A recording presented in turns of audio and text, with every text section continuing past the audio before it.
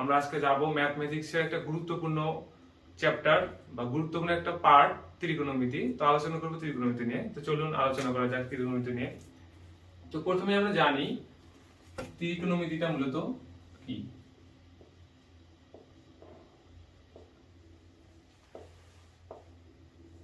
দেখো ত্রিকোণমিতিকে যদি আমি ভাঙি, এখানে আমাদের দুইটা পার্ট হয়, একটা হচ্ছে ত্রিকোণ আর একটা হচ্ছে মিতি।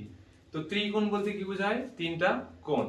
আর মিতি হচ্ছে পরিমাপ। তাহলে আমি এখান থেকে বলতে পারি ত্রিকোণমিতি অর্থাৎ তিন কোণের পরিমাপ। আচ্ছা দেখো, তিনটা কোণ কোথায় পাবো? তিনটা কোণ পাওয়ার জন্য অবশ্যই আমাকে একটা ত্রিভুজ আঁকতে হবে। তো মূলত ত্রিভুজের ক্ষেত্রে যদি আমি আঁকি, এখানে সমকোণী ত্রিভুজটাই আমাদের আসবে, কেননা ত্রিকোণমিতি মূলত সমকোণী ত্রিভুজ নিয়ে আলোচনা করে। তাহলে যদি আমি বলি ত্রিকোণমিতি, প্রথমে আমাদের মাথায় আসতে হবে একটি সমকোণী ত্রিভুজ, কেননা ত্রিকোণমিতি মূলত সমকোণী ত্রিভুজকে নিয়ে আলোচনা করে। তো এখন আমরা জানবো যে সমকোণী ত্রিভুজটা মূলত কি। দেখো, যে ত্রিভুজের একটি কোণ সমকোণ তাকে আমরা সমকোণী ত্রিভুজ বলবো।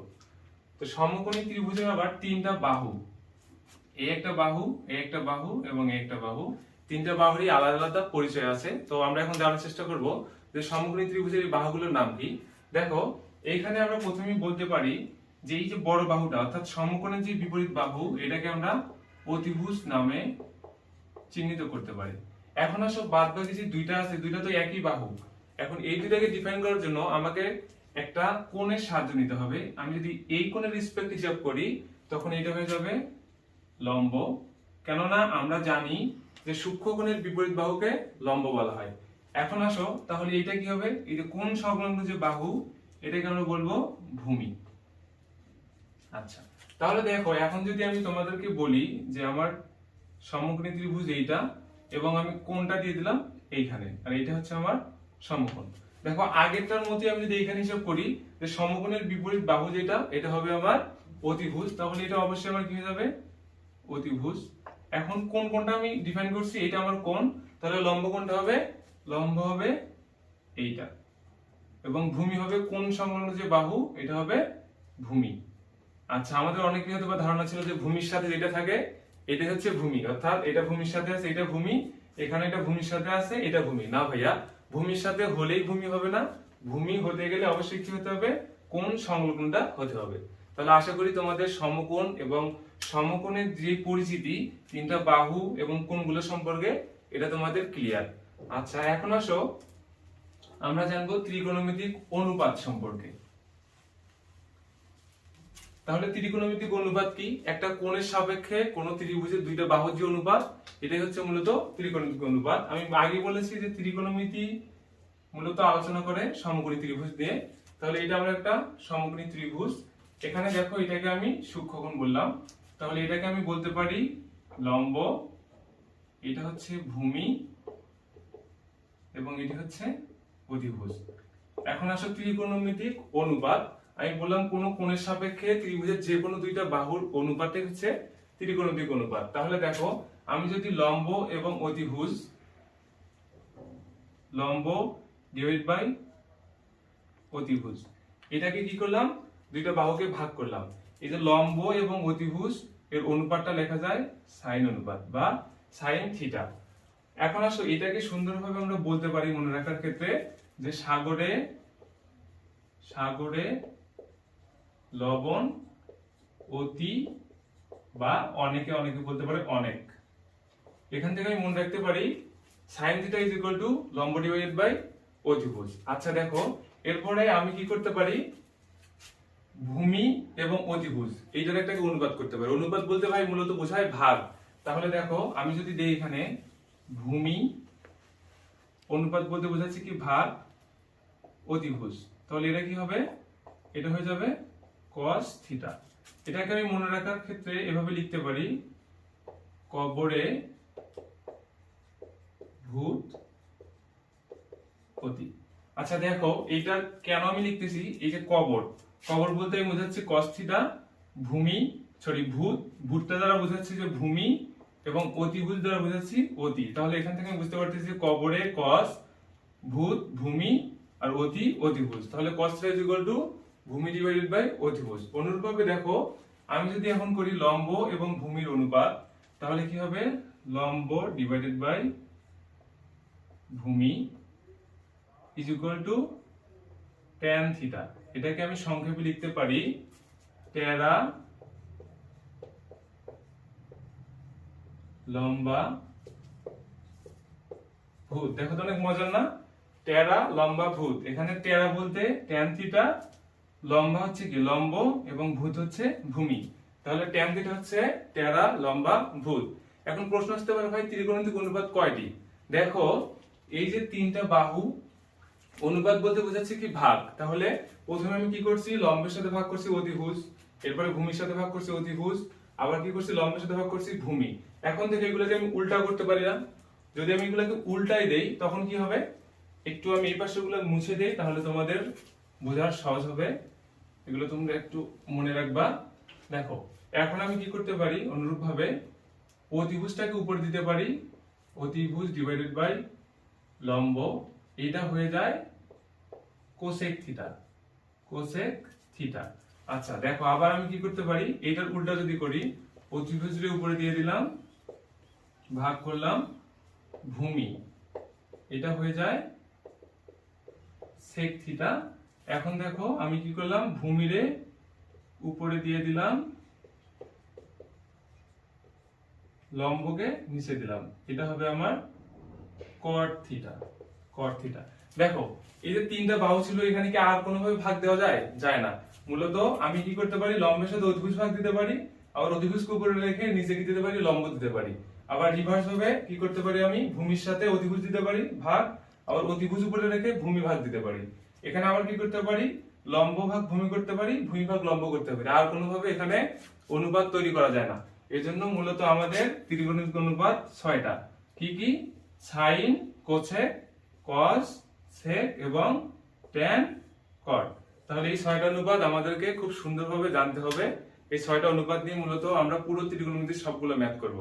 আচ্ছা তাহলে আমাদের মোটামুটি ত্রিকোণমিতিক অনুপাত কি এই বিষয়টা ক্লিয়ার। আমরা এখন সামনের দিকে একটু আগাবো, এর পরের ধাপগুলো আমরা এখন জানার চেষ্টা করব। তো এটা ভাই আমাদের মূলত ত্রিকোণমিতির বেসিক ক্লাস। ত্রিকোণমিতির বেসিক ক্লাসটা খুব ভালোভাবে বুঝলে ত্রিকোণমিতি আমাদের কাছে অনেক সহজ হয়ে যাবে। তো এখন আমরা জানবো চতুর্ভাগ সম্পর্কে। দেখো চতুর্ভাগ সম্পর্কে তোমরা অনেকেই জানো, জ্যামিতিতে এটা আলোচনা হয়ে থাকে, তারপরেও আমরা বিশদভাবে আলোচনা করার চেষ্টা করব। তো প্রথমে আমরা জানি যে চতুর্ভাগটা মূলত কি। কোন সমতলকে যদি আমি 4টা সমান ভাগে ভাগ করি তখন তাকে আমরা বলবো চতুর্ভাগ। আচ্ছা একটু লক্ষ্য করো, এটা আমার একটা সমতল না?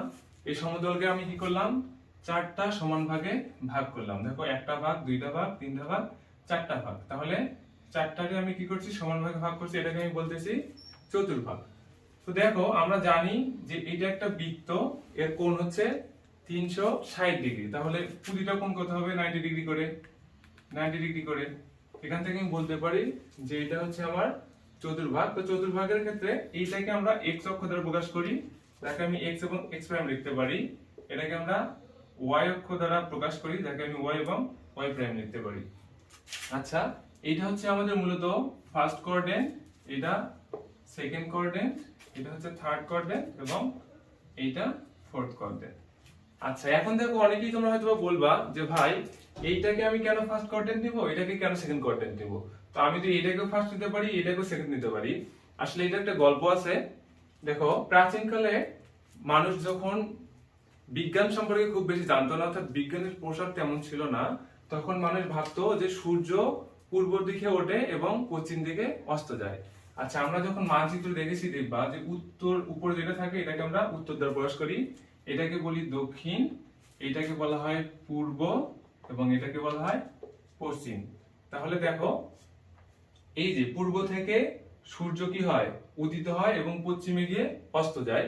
তো এইখান থেকে মূলত যারা গণিতবিদ ছিলেন তা আবিষ্কার করলেন যে আমাদের প্রথম কোঅর্ডিনেট হবে এইটা, এটা হবে দ্বিতীয় কোঅর্ডিনেট, এটা তৃতীয় কোঅর্ডিনেট এবং এটা হবে চতুর্থ কোঅর্ডিনেট। তো ভাই এটা এভাবে আমাকে মনে রাখতে হবে, এটাই ফার্স্ট, এটা সেকেন্ড, এটা থার্ড এবং এটা ফোর্থ। কখনো এভাবে আসা যাবে না।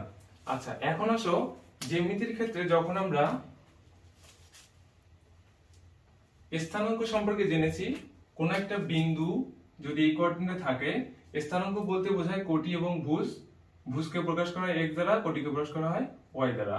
তখন কি হয়, এই বিন্দুর স্থানাঙ্ক x এবং y এর মান উভয় কি হয় পজিটিভ, অর্থাৎ এটা হয়ে যায় প্লাস প্লাস। যখন এটা আরেকভাবে মনে রাখতে পারো যে দেখো এখানে x এবং এটা y, দুইটার কোথাও প্রাইম নেই, তাহলে দুইটাই পজিটিভ। যদি আমি এটাতে আসি, দেখো x এর ক্ষেত্রে কি আছে প্রাইম, এক্ষেত্রে আমি বলতে পারি যে x টা হবে আমার নেগেটিভ এবং y এর প্রাইম নাই, তাহলে বলতে পারি y টা পজিটিভ। ওকে, এখন হচ্ছে তৃতীয় কোয়াড্রেন্টে দেখো x এবং y দুইটাতে আমার আছে কি প্রাইম, এখান থেকে আমি বলতে পারি x এবং y উভয়ই নেগেটিভ। দেখো এটাতে যদি আসি, x টা পজিটিভ এবং y এর প্রাইম আছে, যার কারণে y টা হচ্ছে নেগেটিভ। ওকে, তাহলে আমি চারটা কোয়াড্রেন্টে কোনো একটা বিন্দুর স্থানাঙ্ক সম্পর্কে ধারণা পেলাম। কিন্তু আমরা আলোচনা করতেছি ত্রিকোণমিতি। ত্রিকোণমিতিতে আমরা কি জানবো কোয়াড্রেন্ট থেকে? কোয়াড্রেন্ট থেকে আমরা জানবো যে 6টা ত্রিকোণমিতিক অনুপাত, এইগুলা কোন কোয়াড্রেন্টে কে পজিটিভ, কোন কোয়াড্রেন্টে কে নেগেটিভ। আচ্ছা, আমরা কিছুক্ষণ আগে জেনেছি যে ত্রিকোণমিতিক অনুপাত 6টা। একটা হচ্ছে সাইন থিটা, এর বিপরীতটা কি কোসেক থিটা। কোসেক থিটা, এরপরে কস থিটা, যার বিপরীত হচ্ছে সেক থিটা, এরপরে ট্যান থিটা, যার বিপরীত হচ্ছে কট থিটা। এই 6টা হচ্ছে আমার ত্রিকোণমিতিক অনুপাত। এখন এগুলো কোন কোয়াড্রেন্টে কে পজিটিভ এবং কে নেগেটিভ প্রথমত জেনে নাও এবং মেনে নাও যে আমরা এটা মনে রাখবো অল স্টুডেন্ট টেক কেয়ার দ্বারা। দেখো অল স্টুডেন্ট টেক কেয়ার। আচ্ছা দেখো এখানে কয়টা ওয়ার্ড? এখানে ওয়ার্ড হচ্ছে 4টা। তো আমি যদি একে ডিফাইন করি, এটা হচ্ছে 1 নম্বর, এটা 2, এটা হচ্ছে 3 এবং এটা 4। দেখো আমি কোয়াড্রেন্টের ক্ষেত্রে কি বললাম, এটা আমার ফার্স্ট কোয়াড্রেন্ট, এটা সেকেন্ড কোয়াড্রেন্ট, এটা থার্ড কোয়াড্রেন্ট এবং এটা ফোর্থ কোয়াড্রেন্ট। আচ্ছা দেখো 1 এর সাথে 1, তাহলে এখানে আমি কি লিখলাম অল। 2 এ কি আছে স্টুডেন্ট, এখানে আমি কি লিখবো স্টুডেন্ট। 3 এ কি আছে টেক, তাহলে আমি এখানে লিখলাম টেক এবং 4 এ আছে কেয়ার। আচ্ছা চতুর্থ কোয়াড্রেন্টে আমি লিখলাম কেয়ার। আচ্ছা এগুলো কেন লিখলাম দেখো অল, তাহলে এখানে আমি বলতেছি যে অল পজিটিভ, অর্থাৎ ত্রিকোণমিতিক অনুপাত যে টোটাল 6টা আছে এই 6টাই ফার্স্ট কোয়াড্রেন্টে কি হবে পজিটিভ। এখন হচ্ছে সেকেন্ড কোয়াড্রেন্টে স্টুডেন্ট, স্টুডেন্টের প্রথম অক্ষরটা কি এস, এখানে সাইনের প্রথম অক্ষর এস, তাহলে আমি বলতে পারি এখানে সাইন এবং এর বিপরীত কি ছিল কোসেক, তাহলে সাইন এবং কোসেক, কোসেক এখানে পজিটিভ। আর বাদ বাকি যে 4টা আছে এই 4টা এই কোয়াড্রেন্টের জন্য কি হবে নেগেটিভ। এরপরে আসো টেক, টেকের প্রথম অক্ষরটা কি ট্যান, তাহলে টি এবং ট্যানের প্রথম অক্ষর হচ্ছে টি, তাহলে আমি বলতে পারি এই কোয়াড্রেন্টে ট্যান এবং ট্যানের বিপরীত হচ্ছে কট, তাহলে ট্যান এবং কট হচ্ছে পজিটিভ। আচ্ছা তাহলে বাদ বাকি যে 4টা থাকতেছে এরা এই কোয়াড্রেন্ট কি হবে নেগেটিভ হবে। এখন আসো কেয়ার, দেখো কেয়ারের প্রথম অক্ষর হচ্ছে সি এবং কস এর প্রথম অক্ষর হচ্ছে সি, তাহলে আমি বলতে পারি এই চতুর্ভাগে কস এবং সেক এরা হচ্ছে পজিটিভ এবং বাদ বাকি যে 4টা থাকতেছে এই 4টা হবে নেগেটিভ। আচ্ছা এটা হচ্ছে আমাদের মনে রাখার ক্ষেত্রে আমরা মনে রাখবো যে অল স্টুডেন্ট টেক কেয়ার এর মাধ্যমে, কিন্তু এটা আমাদের কি কোনো দলিল বা এটা কোনো বইয়ে আছে এটা কিন্তু নাই, এটা আমরা জাস্ট মনে রাখার জন্য দেখলাম। এখন আমি তোমাদেরকে এটার প্রমাণ দেখাবো, কারণ আমরা প্রমাণ ছাড়া কোনো কিছুই বিশ্বাস করব না। তো দেখো এগুলো আমি তাহলে সব মিশিয়ে দিলাম।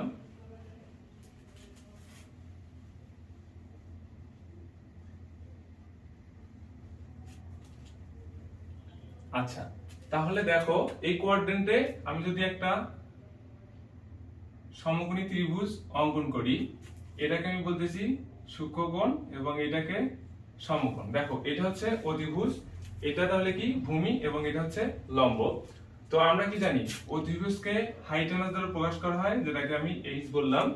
এরপর দেখো এটা হচ্ছে লম্ব, যেটাকে পারপেন্ডিকুলার দ্বারা প্রকাশ করা হয় বলা হয়। এখন এটার প্রথম অক্ষর পি, এজন্য আমি এটাকে পি দ্বারা প্রকাশ করলাম, এবং ভূমি যেটা হচ্ছে কি বেস, বেসের প্রথম অক্ষর বি, এটাকে বি দ্বারা প্রকাশ করলাম। আচ্ছা দেখো আমরা কিছুক্ষণ আগে জেনেছি যে কোঅর্ডিনেটে x এবং y উভয়ই পজিটিভ, তাহলে আমি কি বলতে পারি এটা x অক্ষের দিকে যাচ্ছে না, তাহলে b পজিটিভ। এটা দেখো এখান থেকে উপরে যাচ্ছে, এই অক্ষে y ও পজিটিভ, তাহলে আমি বলতে পারি p টাও পজিটিভ। আর এই যে এটা হচ্ছে দূরত্ব, অর্থাৎ এটা হচ্ছে একটা ব্যাসার্ধ ভেক্টর, এটা অলওয়েজ পজিটিভ হবে, অর্থাৎ অতিভুজগুলো অলওয়েজ কি হবে পজিটিভ। এখন আসো আমি যদি এখানে sin থিটা নেই, দেখো সাইন থিটা, আমরা আগে জেনেছি sine theta is equal two লম্ব ডিভাইডেড বাই অতিভুজ, তাই না? এখানে লম্ব কোনটা? লম্ব হচ্ছে প্লাস পি, তাহলে এখান থেকে আমি কি বলতে পারি? Sine theta is equal two plus P, অতিভুজ কি প্লাস এইচ, তাহলে প্লাস প্লাস এটা কি হবে? পজিটিভ, তাহলে সাইন থিটাটা কি হচ্ছে এই কোয়াড্রেন্টে পজিটিভ। আচ্ছা দেখো কোসেক যদি আমি এখন বলি, কোসেক থিটা কি হবে?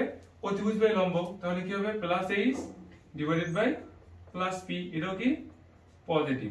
আচ্ছা দেখো দুইটা তো পজিটিভ হলো, এখন বাদ বাকি অনুপাতগুলো কি হবে? দেখো cos যদি আমি নেই, cos থিটা আমি জানি ভূমি বাই অতিভুজ।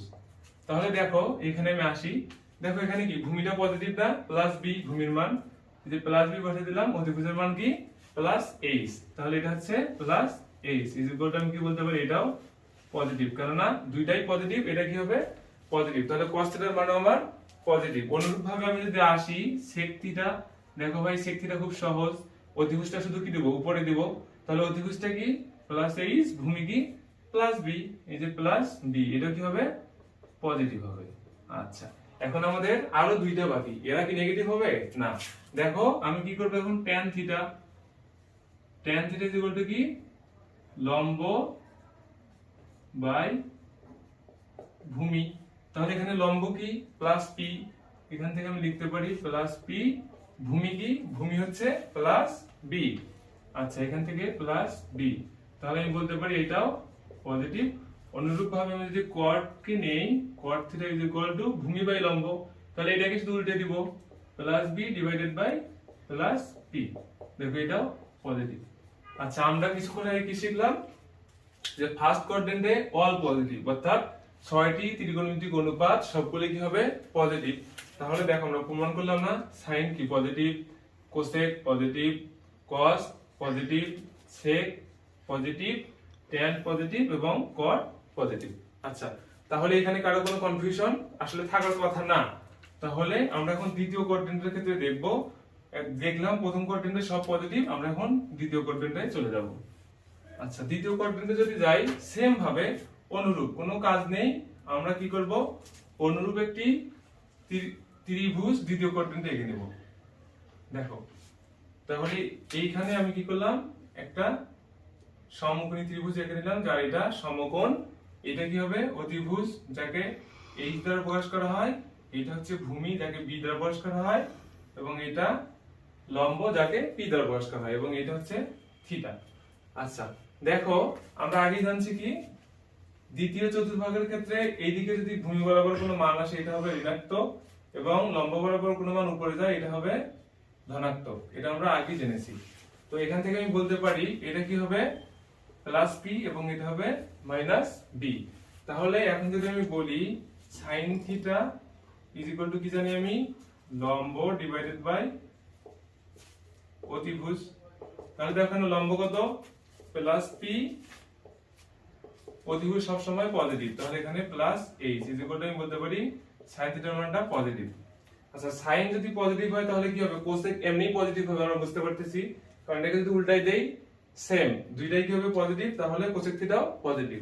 আচ্ছা দেখো এখন আসি tan theta is equal two আমি জানি লম্ব বাই ভূমি। আসো লম্বের মানটা বসাও, লম্ব কি প্লাস পি, তাহলে এখানে কি দিচ্ছি? Plus P. এরপরে আসো ভূমির ক্ষেত্রে দেখো এটা কি হয়ে গেছে? মাইনাস বি, একটা প্লাস এবং একটা যদি মাইনাস হয় আলটিমেটলি এটা হয়ে যাবে আমার নেগেটিভ। তাহলে tan থিটার মানটা কি? নেগেটিভ। tan থিটা যদি নেগেটিভ হয় তাহলে cot থিটা কি হবে? ভূমিটা উপরে যাবে, অর্থাৎ একটা কিন্তু নেগেটিভ থাকতেছে, এজন্য আমার কি হয়ে যাবে? cot থিটাটাও নেগেটিভ হয়ে যাবে, cot থিটা নেগেটিভ। আচ্ছা এখন থাকতেছে cos থিটা, দেখো cos থিটা যদি আমি করি, cos theta is equal to ভূমি ডিভাইডেড বাই অতিভুজ, তাহলে দেখো ভূমির মানটা কি? মাইনাস বি, এখান থেকে বলতে পারি মাইনাস বি ডিভাইডেড বাই অতিভুজটা কি? প্লাস এইচ, তাহলে দেখো একটা মাইনাস একটা প্লাস, মান হয়ে যাবে কি? Minus negative. এরপরে অনুরূপ ভাবে যদি cos নেগেটিভ হয় sec কি হবে? sec থিটাও নেগেটিভ হবে, কেননা cos থিটা এবং sec থিটা একই, এখানে শুধু অতিভুজ উপরে যাবে, ভূমি নিচে আসবে। আচ্ছা, এখন তোমরা যদি চতুর্থ কোয়াড্রেন্টে যাও, অনুরূপ ভাবেই আমাদের একটা কাজ হবে। তৃতীয়টা আমরা দেখালাম না, আমরা চতুর্থতে চলে গেলাম, সেম সব। এখানে এটা কি থিটা, এখান থেকে এটা পজিটিভ বি থাকবে, এটা কি হয়ে যাবে নেগেটিভ, কেননা আমি কি আসতেছি নিচের দিকে আসতেছি। আবার আমরা স্থানাঙ্কটা এটা জানি যে এটা হচ্ছে পজিটিভ কমা নেগেটিভ। তাহলে দেখো এক্স বরাবর যেটা যাচ্ছে এটা পজিটিভ, ওয়াই বরাবর যেটা আসতেছে এটা নেগেটিভ। অতিভুজ সবসময় হবে আমার পজিটিভ। এখান থেকে আমি যদি সাইন থিটা করি, দেখো sine theta is equal two লম্ব ডিভাইডেড বাই অতিভুজ। তাহলে লম্ব কত এখানে দেখো, এটা লম্ব না, মাইনাস পি ডিভাইড বাই অতিভুজ হচ্ছে পজিটিভ এইচ। এখান থেকে আমি বলতে পারি সাইন থিটাটা নেগেটিভ। আচ্ছা, সাইন যদি নেগেটিভ হয় তাহলে কোসেক কি হবে, কোসেকও নেগেটিভ। তাহলে কোসেক থিটা নেগেটিভ। অনুরূপভাবে আমি যদি এখন এখানে cos থিটা করি, দেখো cos থিটা যদি করি, cos থিটা সমান জানি ভূমি ডিভাইডেড বাই অধিভুজ। আচ্ছা দেখো এখানকার ভূমিটা কি প্লাস বি না, হচ্ছে প্লাস বি, অধিভুজ হচ্ছে কি প্লাস এইচ। তাহলে এটা হচ্ছে আমার পজিটিভ। তাহলে কি হবে, sec এর বিপরীত যেটা sec থিটা, এটা হবে পজিটিভ। আমরা যখন শর্টকাট পড়েছিলাম, দেখো অল স্টুডেন্ট টেক কেয়ার, অর্থাৎ কেয়ার এর প্রথম অক্ষর cos এবং সি এবং cos এর প্রথম অক্ষর হচ্ছে সি। তাহলে আগেরটার সাথে আমার মিলে গেছে না, এখানে cos এবং sec হবে পজিটিভ। আবার যদি তুমি tan এ যাও, দেখো tan theta is equal two লম্ব বাই ভূমি। লম্ব এখানে কি মাইনাস পি এবং ভূমি হচ্ছে পজিটিভ বি। তাহলে এটা হচ্ছে আমার নেগেটিভ।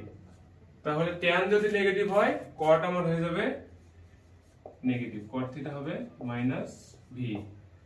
আচ্ছা, তাহলে আমরা বুঝলাম কোয়াড্রেন্ট সম্পর্কে, কোন কোয়াড্রেন্টে কোন ত্রিকোণের অনুপাতটা ধনাত্মক হবে এবং কোনটা ঋণাত্মক হবে। তো এগুলো আমরা জাস্ট প্রমাণ করার খাতিরে দেখলাম। তোমাদেরকে মনে রাখতে হবে অল স্টুডেন্ট টেক কেয়ারের মাধ্যমে, যেটা আমরা তোমাদেরকে পূর্বে শিখিয়েছি। তো আমরা জানবো শুধুমাত্র অল স্টুডেন্ট টেক কেয়ার, অর্থাৎ প্রথম চতুর্ভাগে অল পজিটিভ, দ্বিতীয় চতুর্ভাগে স্টুডেন্টের এস, সাইনের ক্ষেত্রে কি হবে সাইনের প্রথম অক্ষর এস। তাহলে দ্বিতীয় চতুর্ভাগে হচ্ছে সাইন এবং কোসেক পজিটিভ। তৃতীয় চতুর্ভাগে যদি দেখো টেক, তাহলে তৃতীয় চতুর্ভাগে ট্যান এবং কট পজিটিভ। চতুর্থ চতুর্ভাগের ক্ষেত্রে কেয়ার, এখানে কস এবং সেক পজিটিভ, আর বাদ বাকি সবগুলো নেগেটিভ।